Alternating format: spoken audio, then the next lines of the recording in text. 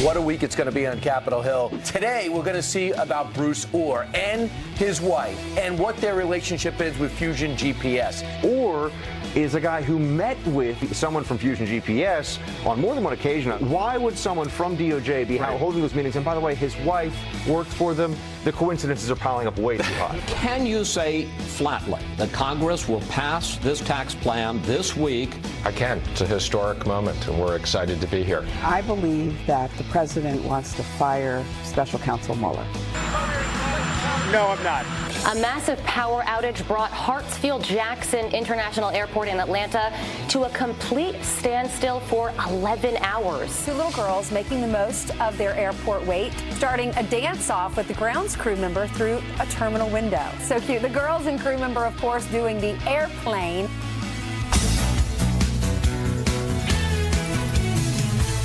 Lauren says, no, it's been out for a while. He's like, yes, it's been out for a long time. Yeah. Yep. See, You're in the know. That's transitioning the producer in our ear to make it seem like we know what we're talking about. Meanwhile, Justin Bieber's not even 20, is he?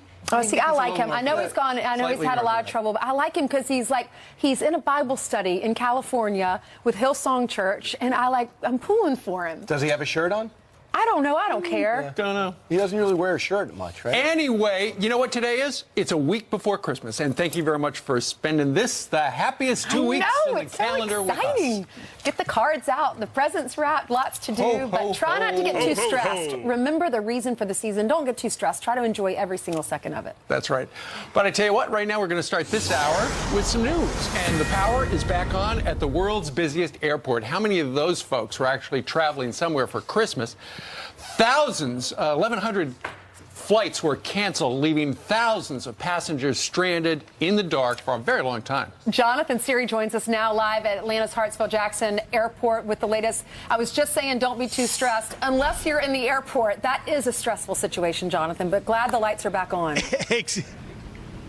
Exactly, Ainsley, Steve, and Brian. You can see the lights back on behind me, and also the lines beginning to form as people return to the airport to get on their newly rebooked flight.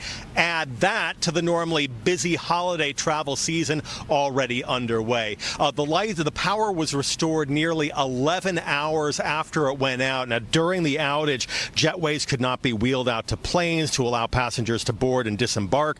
Baggage conveyors didn't work, so people had to wait long periods of time to be reunited with their luggage. Airport train systems were down, and so were the escalators. Travelers described the scene.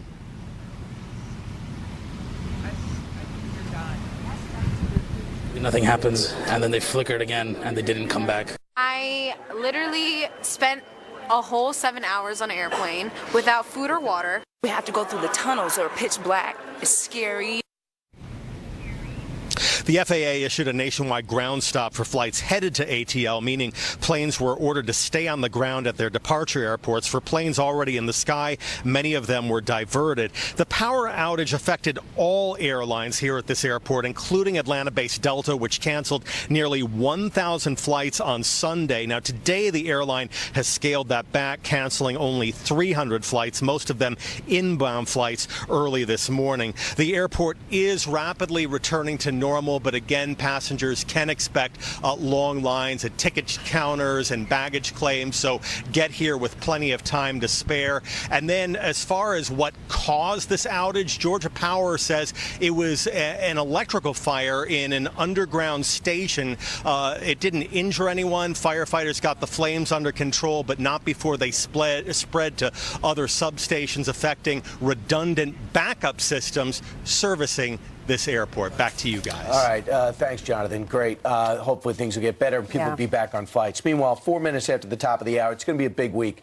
Not only for tax reform, it's going to be a big week in terms of the investigation and who is actually doing the investigating of the Trump team and possible collusion. First off, there's going to be Bruce Orr today. Tomorrow is going to be Andy McCabe. But Bruce Orr is going to be in front of the Senate Intelligence Committee when it was exposed that Bruce Orr's wife works for Fusion GPS and that he met with Fusion GPS in 2016. That was discovered by Devin Nunes on the House side. That's crazy. So he was investigating President Trump, who was then, oh no, this was after, he was investigating the president after he was inaugurated to find out if there was any Russia collusion. Turns out when you look at his history, he's married to a lady who works for Fusion GPS, who paid money to get the dirty dossier. He also met with Christopher Steele, who was responsible for penning the dirty dossier. Sure. And so then, okay, so he's at the Department of Justice. He's going to be behind closed doors today. That's his wife, Nellie. She was a Russian expert at Fusion GPS. Doesn't that sound convenient? Meanwhile, tomorrow, the Deputy Director of the FBI, Andrew McCabe, is going to be testifying before the House Intel Committee. Keep in mind, he was supposed to talk to them last week, but at the last minute, after the news about the Orr family popped out, he canceled, said it was a scheduling problem. But there are a number of Republicans who believed he wanted to avoid any questions about the Orrs. Well, apparently by now they figured out some answers, and he will appear today to answer some tough questions, because to a lot of Republicans, it does appear that going back over a year, the FBI and the DOJ went soft on Hillary Clinton and her private email server and hard on President Trump now regarding Russian collusion.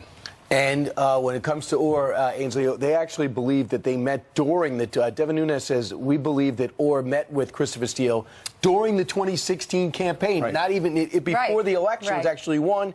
And you just go back to the word, Andy's name was brought up with these Linda Page and with this Peter Strzok. When they're having these text messages back and forth, they talk about a meeting with Andy, at which time an insurance policy, just in case Donald Trump wins, they evidently have a plan. What are they talking about? That'll be brought up. My concern is that Andy, if it is indeed him, has a lot of time to come up with a story that might seem plausible, and as an FBI agent, might be lining up people to back it up. That's right. Yeah. So if this guy Orr, if he's meeting with Christopher Steele during the campaign, and his wife is working for Fusion GPS, when they ask him at the DOJ to be a part of this Russian collusion investigation, he should have said, "I can't. I need to recuse myself. My wife works for Fusion GPS." He didn't do that, and people have questions. Why didn't you do that, Mr. Orr? We want to know. And keep in mind, why are you laughing? Because he was demoted. He wanted that information from Fusion GPS in order to do something, because he clearly does not like President Trump. So when he was president-elect, because he didn't want to recuse himself, he had information to further this investigation to maybe delegitimize his presidency. That's my hunch. So going back for months, a lot of people have said, well, you know, at some point Donald Trump's just going to pull the trigger and he's going to fire Robert Mueller as he gets closer and closer to something. But we're getting closer and closer to the end. He hasn't found anything. So yesterday on the South Lawn of the White House, the president was asked, what are you going to do about Mueller? He made it very clear. He's not canning him. Watch. Quite sad to see that. So my people were very upset about it. I can't imagine there's anything on him, frankly, because, as we said, there's no collusion. There's no collusion whatsoever. But a lot of lawyers thought that was pretty sad. Do you feel the integrity of the No, I'm not. They ran with this story. They used the theme on all the Sunday shows and throughout all the networks. Is he going to fire him if what happens? And everyone's going to threaten. It's going to be chaos in the streets. It's a non-story, unsourced, brought up by a unconnected Congresswoman Spires, who brings this up on a public access or a C-SPAN show, and now all of a sudden people are running with it, threatening it. It is a non-story. Are they concerned about talking about tax reform? Are they concerned about the story changing all of a sudden the Trump direction, because there is some conflicted people doing the investigating? What I also think is noteworthy, unlike 6 months ago, 3 months ago, 2 months ago, for the first time, Republicans are actually fighting for the president. The president does not have to do all the fighting himself. They are seeing the injustices and the inequities, and they're going to bat. When Jim Jordan hops on with Judge Jeanine from Ohio on Saturday night, he's that moved, you know, and who had no relationship with the president 9 months ago. I think they are slowly buying into their party leader. They want to get to the bottom of it. It is about justice. You're right. All right. Meanwhile, in other news, later this afternoon, you're going to see the President of the United States. He's going to be speaking, I believe, from the Ronald Reagan building, and he's going to be talking about a brand new America First national security strategy. Usually, it is just a document that is submitted. However, this time the President of the United States, who has made these promises when he was out on the campaign trail, he's going to be going in front of the American public, explaining essentially what will be called the Trump doctrine. Protecting the homeland, promoting American prosperity, preserving peace through strength, and advancing American influence abroad. Right. It's broken up into much more detail than that, and Michael Anton is maybe the author of this and the brain. Listen to the president on the stump and put it into policy. He joined us a short time ago. This strategy puts more emphasis, more focus, more detail on homeland security and border security than any national security strategy ever has. And it's obvious why, because that's such an enormous challenge the United States faces, and it was one of the great themes that the president ran and won on in 2016. There still is a realm of great power competition that the United States had not been competing in effectively, partly because it refused to recognize the competition, and this strategy does recognize that. They also bring up certain things about climate change. Yep, that's us again. Sorry, it threw me. They also bring up a couple of things. Climate change is no longer a security threat, according to this president. It is going to be about environmental stewardship. Who would think that? No more preemptive war. They're not going to subscribe to that. They also talk about revisionist nations. Russia and China. Revisionist as in China making those disputed islands. Russia taking over, invading Georgia and Ukraine. So we're going to be attacking regions and actions rather than countries. Well, the president has made it clear when he travels to other countries. When he was in China, remember, he said the Chinese president is looking out for his country. We need to start looking out for America. He was appalled that hadn't happened in the past with the Iran nuclear deal, with what's happening in North Korea. And he said the past presidents have dropped the ball. He wants to focus on putting America first and what our interests are. That's right. So he's going to give that speech later today. And tomorrow, it looks like the House is going to start to vote on the big tax bill. It looks like the president could have a win in his column by Friday. First time in 30 years we'll have tax reform. Straight ahead. The number is stunning. Keeping dreamers in the country will cost taxpayers $26 billion. But our next guest says the final tab could be even higher. Plus, White House Press Secretary Sarah Sanders wants to know, what is the most underreported story of the year? The defeat of ISIS or the booming economy? You don't see that on a lot of other channels. Anthony Scaramucci is back. He said there's something else. He's coming up. All right, the numbers are staggering. According to the CBO, legalizing 2 million illegal immigrant dreamers, that means their parents came here and they just came along because they were really young, will cost the government $26 billion over the next decade. And while activists argue legalizing them would be an economic boost, our next guest claims that's not really accurate. Here to back up those numbers, Policy Director for the Center for Immigration Studies, Jessica Vaughn. Jessica, where's this number come from?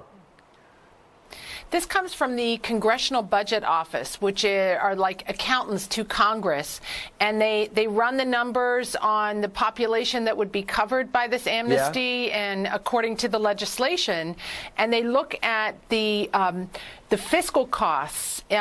They balance out any increased revenue that the U.S. government would receive based on taxes paid versus the public assistance and other public expenses associated with legalizing this population. And when you do the math, it doesn't come out well for an amnesty. But they're talking about $26 billion. Right. You're not talking about the millions that are here illegally. You're just talking about these ones that the so-called DACA, right? The dreamers that came here, brought here as young children, and they can't get legal status, correct? You're not talking about all illegal immigrants, are you? No, but this particular piece of legislation that they analyzed, which was introduced by Senator Lindsey Graham over the summer, would legalize not only the people with DACA, but anyone who got here under the age of 18 up to 4 years ago. So that also includes a large number of the unaccompanied minors who came from Central America, as well as the people who got DACA under President Obama. So it's a much bigger population and a younger population. It also doesn't have an upward age cap on it. So lots of older illegal aliens who didn't get DACA would qualify as well. And so that's part of the reason behind this big cost. But the main problem is that this is a group of illegal aliens who are lightly educated and working mostly in unskilled jobs. We've gotten this impression that they're mostly college kids, you know, from the activists, but the truth is that many of them lack a high school education and are going to acquire access to welfare benefits like Jessica, healthcare. Right, and you also talk about chain migration too, because you could have 80,000 more people along with them if you give them the legal status. However, in the legislation, they're not going to let them. The kids can't get their parents' legal status. They also say Medicaid, food stamps, educational funding, and other programs will lead to paying out a lot for them to be members of our society. But what right now is the cost? What about if they aren't legalized? What kind of burden are they on the system? Well, if they aren't legalized, they're not getting access to food stamps, usually. In some states, they may be. But they are subject to deportation. So, you know, or they may leave if enforcement is increased. They may decide to go home on their own. So, you know, amnesties are always costly because they encourage more illegal immigration and they displace Americans from jobs. So if Congress is considering an amnesty for this population, we need to be real and understand it's going to be costly, but also take steps to reduce the chain migration and the future illegal immigration that could come about as a result. Yeah, very interesting, because I hear that immigration reform is on the launch pad for early in 2018. So we're going to have you back, Jessica, to look at what's at stake. Thanks so much. Okay. All right. Thank you. Meanwhile, 10 minutes before the bottom of the hour, Republicans on the verge of passing historic tax reform without any Democrats on board. But why? Isn't this a good thing for all Americans? Some say no. We'll debate it next. Plus, the truth is out there, and the brand new video proves it. The Pentagon admitting they secretly spent millions of your tax dollars to find UFOs. And guess who is behind it? If you It is 7:24 now here in New York City. We've got some quick headlines for you. First, to Russia. Vladimir Putin praising President Trump for providing the intel that prevented a terror attack in St. Petersburg, Russia. The president calling our commander-in-chief after the CIA tipped Russian officials off. The White House says President Trump was pleased to help, adding, quote, both leaders agreed that this serves, that is to say, as an example of the positive things that can occur when our countries work together. And the worldwide effort to nullify President Trump's historic Jerusalem decision is intensifying today. The United Nations Security Council is expected to vote on a measure from Egypt that would void the declaration of the ancient city as Israel's capital. But the United States is expected to veto. If that happens, the proposal may go to the UN General Assembly. We'll keep you posted. All right, Ainsley. Okay, great. Thank you, Steve. The Christmas present the president promised, set for delivery as Republicans prepare to end the year united on tax reform without one Democrat on board. Tax reform bill is a disaster. It helps the wealthiest, most powerful corporations and individuals, and it hurts the middle class. It's daylight robbery. It's in every iteration, the GOP tax scam becomes even more cowardly, outrageous, dishonest, brazen theft from middle-class families. All right, here to weigh in on this is our panel Democratic strategist Michael Starr Hopkins, along with Maddie Duppler, senior fellow at the National Taxpayers Union. Thank you both for being with us. Michael, I'll start with you as the Democrat on the panel, because we've just heard Chuck and Nancy talking about how it's terrible for the middle class. But if you look at the tax brackets, everyone's seeing a benefit. Everyone's tax bracket's going down. So how do you have that narrative? Why? That's your talking point, it seems to be, but it doesn't seem to be accurate. Is that right? No, the middle class receives a minuscule tax deduction at the beginning. The overall tax deductions that are received go towards the top 1%. We've seen that the state tax, the exemptions raised. We've seen that the business deduction, or rather the business tax rate, is cut down to 21%. Stock market's at an all-time high. The people who need help are the middle class and the lower class, the working people. They need help to put food in their fridges, not, people who are earning millions of dollars. I'm still not convinced. Maddie, what do you say? Listen, Democrats are opposing this bill for the same reason Republicans are supporting it, and that's because it's going to work. The Tax Foundation is out with a new analysis just this morning saying that just next year, the average American is going to see after-tax income rise by 1.8%. The assertion that this doesn't affect middle-income families families is simply not true. You look at the fact that only 30% of the country right now itemizes. That means the vast majority of Americans are just taking the standard deduction. And in this plan, the standard deduction is double. That's in addition to the tax rates coming down for people in those middle income brackets. So it's simply nonsensical to say that they won't see a tax increase. The math doesn't bear that out. Yeah, I mean, if you look at, Michael, if you look at the numbers, the average family is going to see anywhere from $1,400 to a $2,200 tax break. That's more money. That's $2,000 on average back in middle-class families' wallets. That's a lot of money. That can help send a kid to school for a semester. So if you came on, Michael, and you said, I live in New York or I live in New Jersey where taxes are really high, my taxes might not be affected, they might actually go up, I'd give you that pass. But when you come on and you say that middle-class families are going to see an increase or not be affected, I just don't buy it. When you look at the numbers and you look at the literature.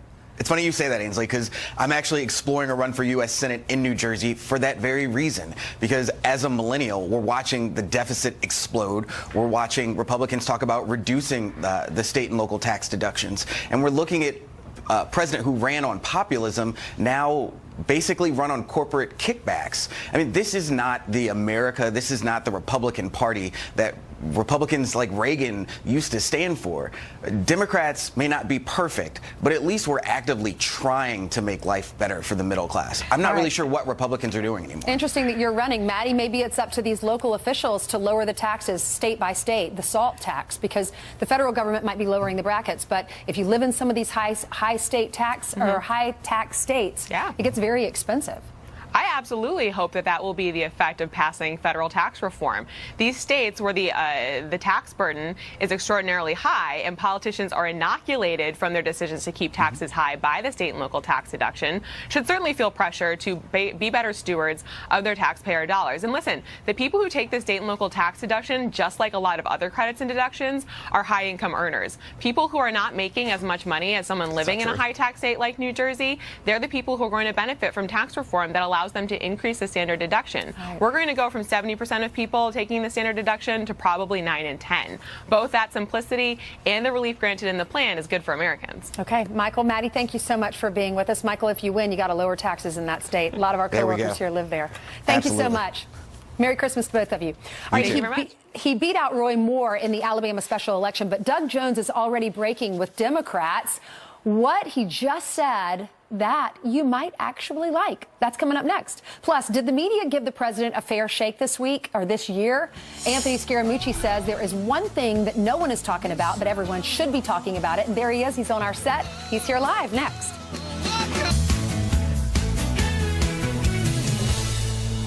The rumor on the Hill when I left yesterday was that the president was going to make a significant speech at the end of next week, and on December 22nd, when we are out of D.C., he was going to fire Robert Mueller. I believe that the president wants all of this shut down. He wants to shut down these investigations, and he wants to fire Special Counsel Mueller. There she is, the rumor on the Hill. Probably she heard that through the grapevine in one of the Democratic cloakrooms. Anthony Scaramucci is joining us right now, former White House communications director. Anthony, what do you make about how that rumor, and we've heard for months that President Trump was going to fire Robert Mueller? Listen, I think he's probably frustrated by the process. I think he knows in his heart that he didn't do anything wrong as it relates to Russia or that sort of stuff. He probably doesn't like the nonsense as it relates to a distraction, but he's certainly not going to fire Mueller. I just think he's too smart to do something like that. He doesn't need another distraction on top of that distraction. But you know what this is, Anthony? But it's nothing to do about anything. I mean, I was there for 18 months, and I was also, look, I was in the White House for 11 days. Some people say 10 days. That hurts my feelings, Stephen, so let's just go with 11. But at the end of the day, I know the president didn't do anything wrong. Okay, I was there with him. But do you know what happened? The investigation is turning on its head with these text messages, the Fusion GPS, the lack of answers with the FBI director, the lack of answers with the others last week. So all of a sudden, things are about to change. Unless you throw out a story that says the president's going to fire Mueller, that becomes the #1 story. Everything else gets pushed aside on all the national shows. So they successfully change the conversation.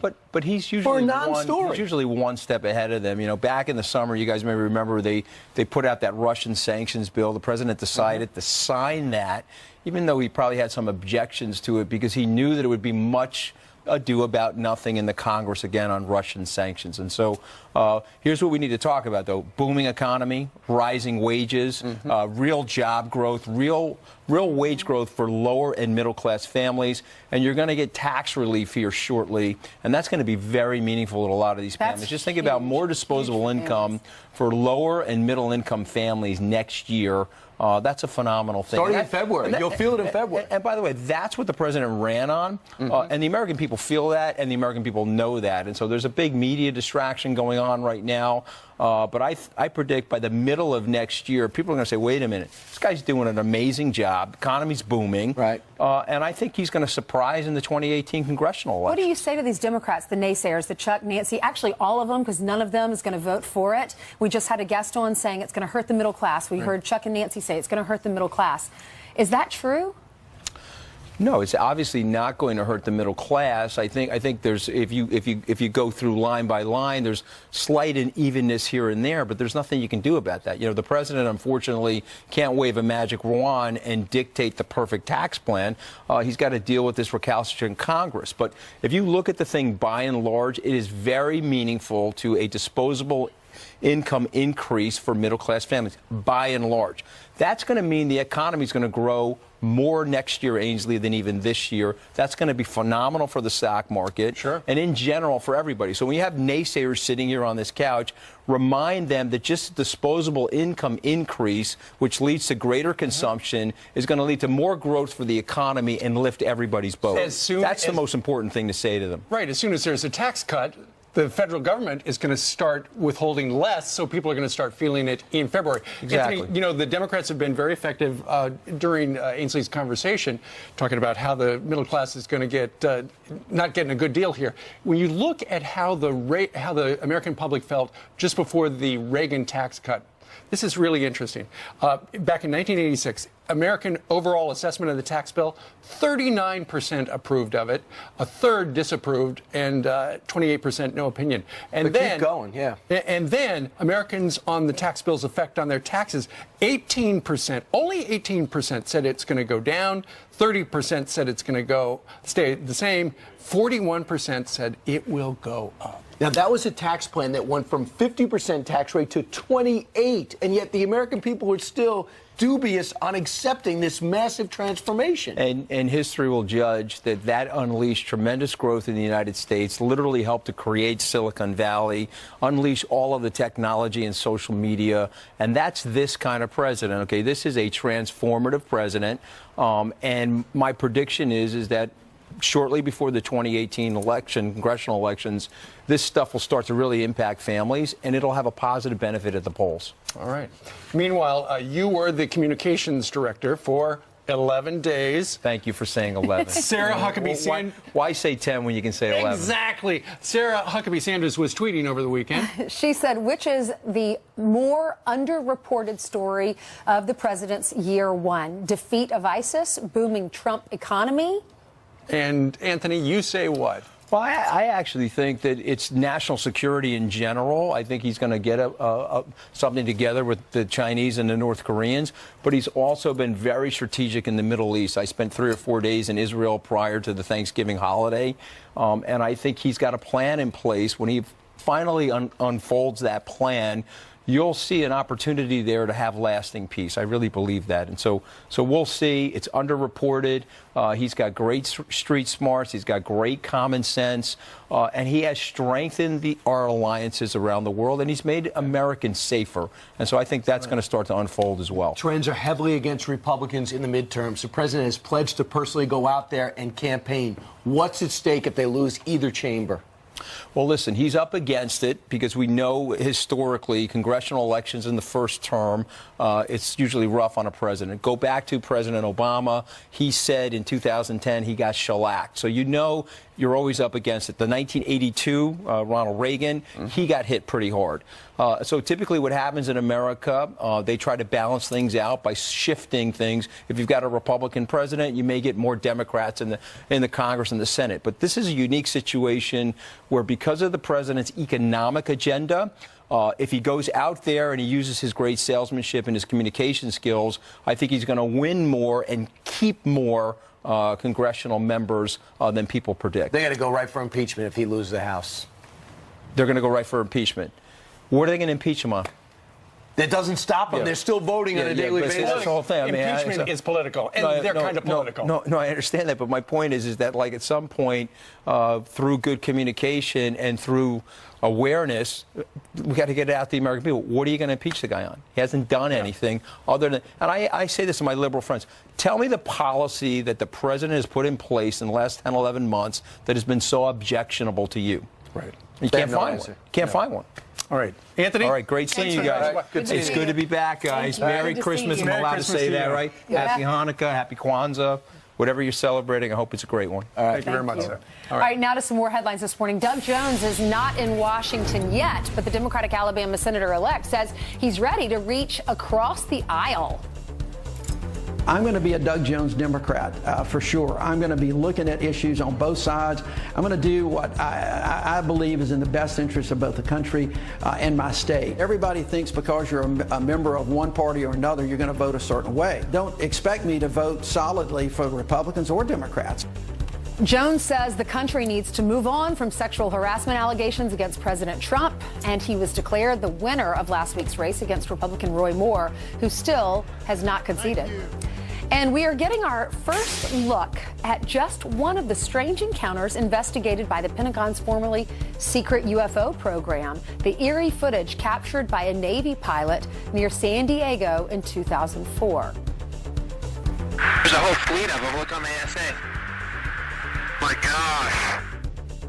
The pilot reported the craft hovered about 50 feet above the ocean. The UFO program is part of a $22 million initiative that officially ended in 2012, but backers say it still exists. It was started by former Democratic Senate leader Harry Reid. And a World War II veteran is searching for a woman that he says gave him the best Christmas present ever. George Seaney Jr. says that he was waiting in line at a Florida grocery store when a woman approached him, thanking him for his service. She then slipped $50 into his hand, wishing him a Merry Christmas. I went back to the lady. I said, lady, you make a mistake. That's too much money. I wanted her to know that this is the best Christmas present I ever had. The family of the 93-year-old wants to find and personally thank the woman. He donated the cash. How sweet is that? That is excellent. I was a waitress in college, and I remember a lady gave me a $100 tip. Really? I just burst into tears. I was so grateful because I could barely afford, everything was, I was living penny to penny, but yeah, it really makes a difference. He's a veteran. He deserves it. Yeah. Right. I didn't, but he does. You talk about sweet. That's Jeanine. That's how you describe her. Hey, Janice. Hey, Janice. That's a crazy hat. It's the big countdown. Wave, everybody. What is that hat? This is a crazy Christmas hat. This is Rudolph. Janice got run over by a reindeer. Okay, real quick, let's do some weather. Where are you from? Marblehead, Massachusetts. What's your name? Iggy. Okay, Iggy, put the maps up and we'll do some weather here with Rudolph and Iggy. And taking a look at it, we've got radar across the southeast, a little bit of rain across the southeast.